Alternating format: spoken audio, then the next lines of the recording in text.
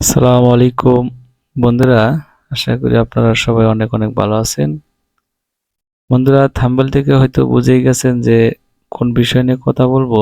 আজকে কথা বলবো আমি বাংলাদেশ জাতীয় চিড়িয়াখানা বাঘ বানরকে নিয়ে। তো আসলে কেমন আছে তারা, চলুন একটু ঘুরে দেখে আসি আমরা।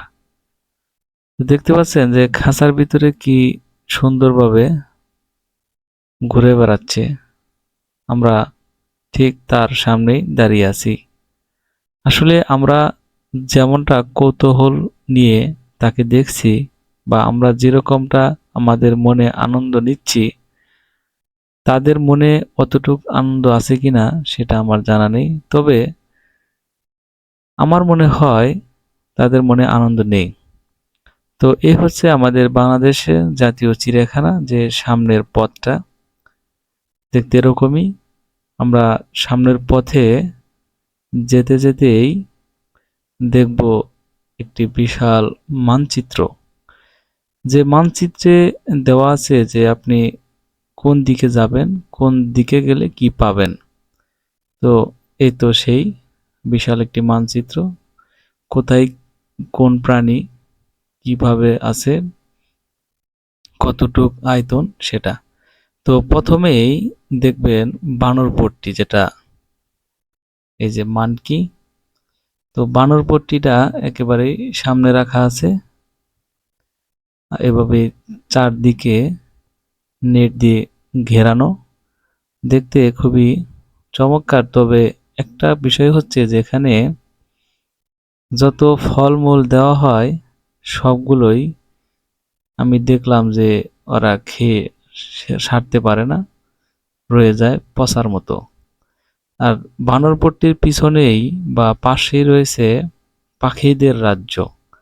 দেখুন পাখিদের দেখতে কতটা সুন্দর, কিন্তু তারা আবদ্ধ। তারপরে রয়েছে সজারু। সজারু তারা মাটি খুঁড়ে নিজদেরকে আড়াল করে আবার উপরে চলে আসে। এভাবেই প্রতিদিন পর্যটকদের আনন্দ দিয়ে থাকেন। তো কারোর চোখে হয়তো পড়ে, আবার অনেকের হয়তো চোখে পড়ে না, কারণ তারা বেশিরভাগ সময় আবার গর্তে লুকানো অবস্থায় থাকে। তবে হ্যাঁ, আমি এই প্রাণীটাকে গর্তের উপরেই পেয়েছি।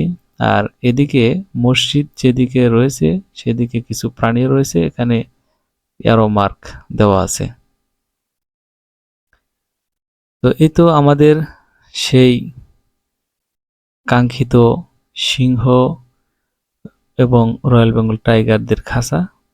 তো সেই খাঁচার আমি অনেকক্ষণ দাঁড়িয়েছিলাম, যে আসলে দেখলাম আর চিন্তা করলাম যে কি ভয়ঙ্কর প্রাণী, তাকে যেভাবে রাখা হয়েছে তিনি খুব অসহায় হয়ে গেছেন।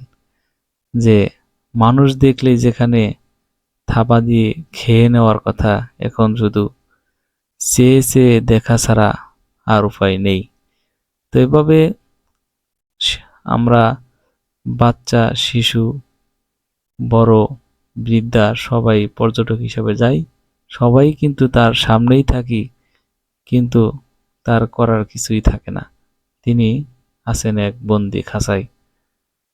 তো এইভাবেই প্রতিদিন হাজার হাজার পর্যটক যায়, সবাই কিন্তু দেখে আসে, উপভোগ করে যে রয়্যাল বেঙ্গল টাইগার দেখতে কেমন বা তার আচরণ বিধি কিরকমটা দেখায়।